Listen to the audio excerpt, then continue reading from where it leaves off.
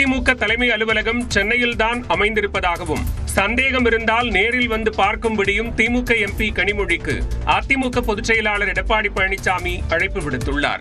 அதிமுக அலுவலகத்தையே டெல்லிக்கு மாத்திட்டாங்க. இப்ப அதிமுக அலுவலகம் எங்கன்னு கேட்டீங்கன்னா திரு அமித்ஷா அவர்களுடைய வீடு தான் அதிமுகவுடைய தலைமை அலுவலகம்.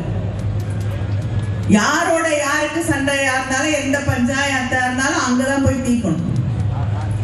இங்க யாரும் யாரோடையும் பேச முடியாது, பேசிக்க மாட்டாங்க. திரு கனிமொழி அவர்களே, திமுக அலுவலகம் சென்னையில் தான் இருக்கின்றது. உங்களுக்கு சந்தேகம் இருந்தால் தாராளமாக வந்து பார்த்து விட்டு செல்லலாம்.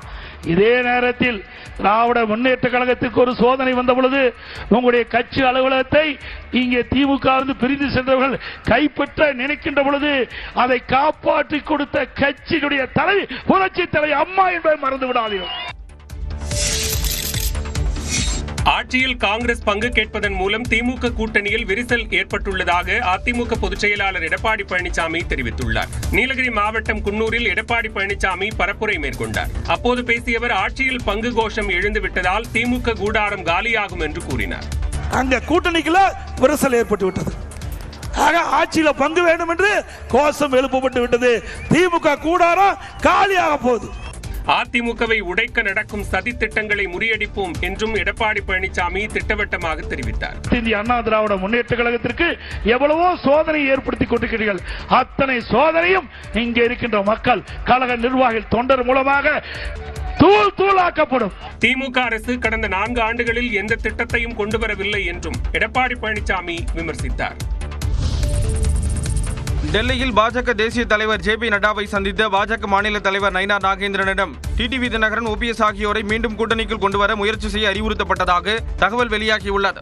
பரபரப்பான அரசியல் சூழலுக்கு மத்தியில் பாஜக மாநில தலைவர் நயினார் நாகேந்திரன் டெல்லியில் பாஜக தேசிய தலைவர் ஜே.பி. நட்டா இல்லத்தில் அவரை சந்தித்து ஆலோசனை நடத்தினார். அப்போது தென் மாவட்டங்களில் கடந்த தேர்தலில் டிடிவி தினகரன், ஓபிஎஸ் ஆகியோரின் வாக்கு சதவீதத்தை கருத்தில் கொண்டு அவர்களை மீண்டும் கூட்டணியில் சேர்க்க வேண்டும் என்றும் இதுகுறித்து அதிமுக பொதுச் செயலாளர் எடப்பாடி பழனிசாமியிடம் தெரிவிக்க வேண்டும் என்றும் அறிவுறுத்தியதாக தெரிவித்தார்.